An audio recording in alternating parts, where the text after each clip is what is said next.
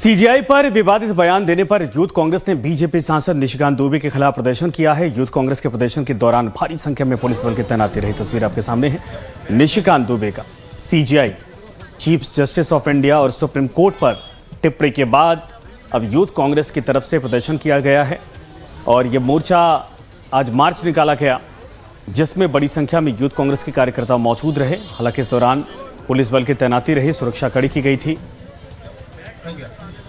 तो ये निशिकांत दुबे के आवास का घेराव करने की यहां कोशिश की गई थी, लेकिन पुलिस की मौजूदगी, आरएएफ के जवानों की तैनाती आप देख सकते हैं। देखिए, बीजेपी के सांसद निशिकांत दुबे ने जिस प्रकार देश के सर्वोच्च न्यायालय और मुख्य न्यायाधीश के बारे में आपत्तिजनक टिप्पणी करी है, उसका यूथ कांग्रेस विरोध करती है। और आज हम ये इंडियन कॉन्स्टिट्यूशन की कॉपी निशिकांत दुबे को देने के लिए जा रहे थे। पुलिस ने हमें यहाँ पर रोका है, क्योंकि भारत देश इस संविधान से चलेगा, न कि संघ के विधान से चलेगा। इसीलिए हम विरोध प्रदर्शन कर रहे हैं। तो सीजेआई को लेकर बीजेपी सांसद निशिकांत दुबे के विवादित बयान को लेकर दाखिल याचिका पर सुप्रीम कोर्ट अगले सप्ताह सुनवाई कर सकता है। सुप्रीम कोर्ट में वकील की ओर से आज यह मामला जस्टिस गवई की अध्यक्षता वाली बेंच के सामने रखा गया। एजी और एसजी को निशिकांत दुबे के खिलाफ अवमानना की कार्रवाई शुरू करने को लेकर पत्र लिखा गया, लेकिन सरकार कोई कार्रवाई नहीं कर रही है, यह कहा गया इसमें। तो निशिकांत दुबे के खिलाफ यह याचिका लगाई गई है। तो बीजेपी सांसद निशिकांत दुबे की सुप्रीम कोर्ट पर की गई टिप्पणी से न्यायपालिका और कार्यपालिका में टकराव जैसी स्थिति बन रही है। एक तरफ विपक्ष इस मसले को लेकर भाजपा पर हमलावर है, तो वही न्यायपालिका से जुड़े निशिकांत पर अवमानना की कार्रवाई की मांग कर रहे हैं। और कई जाने माने वकीलों ने निशिकांत दुबे के बयान की कड़ी निंदा करते हुए उन पर क्रिमिनल ऑफेंसेस के तहत मुकदमा चलाने की मांग की है। ज्यादातर वकीलों का मानना है कि 4 बार के सांसद ने जानबूझकर सुप्रीम कोर्ट की छवि खराब करने की कोशिश की है। किसी स्पेसिफिक जजमेंट पे अगर आपको कोई कानूनी आपत्ति है इंटरप्रिटेशन पे, तो आप एकेडमिक रूप पे, आप कानून के ज्ञाता है या जानकार है, आप एक पार्लियामेंटेरियन है, तो आप पॉइंट आउट कर सकते हैं, उसको एकेडमिक क्रिटिसिज्म कहते हैं। लेकिन ये बोलना कि Supreme Court as an institution ऐसा है, वो एक सेल्फ डिफीटिंग आर्ग्यूमेंट है। आप खुद एक पार्ट, विधायिका के पार्ट है, लेजिस्लेचर, एग्जीक्यूटिव और जुडिशरी तीनों बहुत बड़े स्तंभ है हमारी डेमोक्रेसी में। अगर आप ऐसा करेंगे तो कल को पार्लियामेंट द्वारा जो कानून बनाया है, लोग सड़क पे उसको अपोज करेंगे।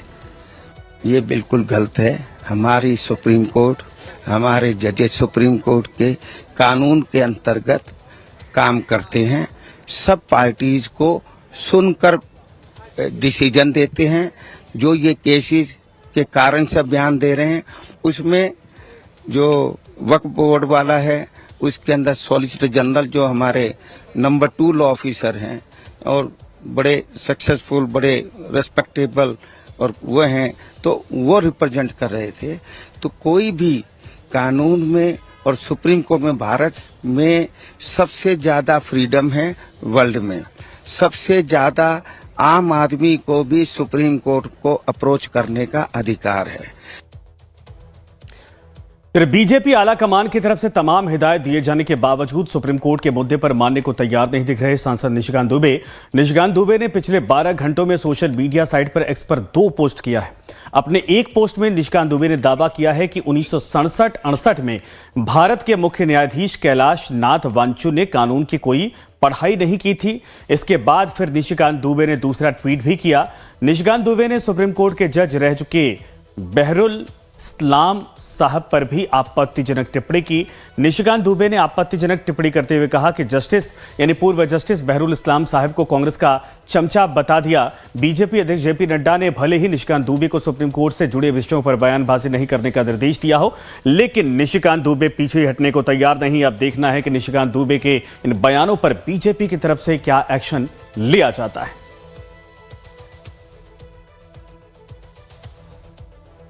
तो निशिकांत दुबे का बैक टू बैक ट्वीट और कांग्रेस के संविधान बचाओ की एक मजेदार कहानी, यह भी कहा असम में बहरुल इस्लाम साहिब ने कांग्रेस की सदस्यता 1951 में ली। तुष्टीकरण के नाम पर कांग्रेस ने उन्हें 1962 में राज्यसभा का सदस्य बना दिया।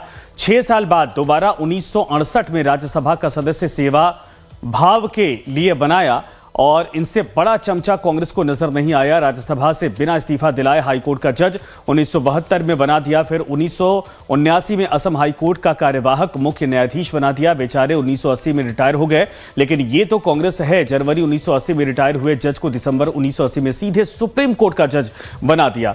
1977 में इंदिरा गांधी जी के ऊपर लगे सभी भ्रष्टाचार के केस उन्होंने तन्मयता से खत्म कर दिए। फिर खुश होकर कांग्रेस ने इन्हें 1983 में सुप्रीम कोर्ट से रिटायर कर कांग्रेस से राज्यसभा का तिबारा सदस्य 1983 में बना दिया।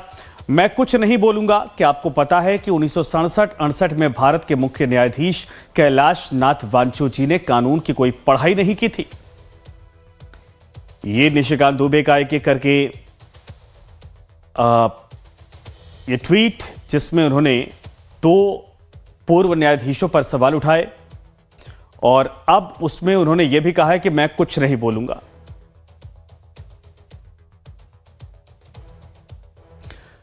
महाराष्ट्र के पूर्व विधायक और एनसीपी नेता जिशान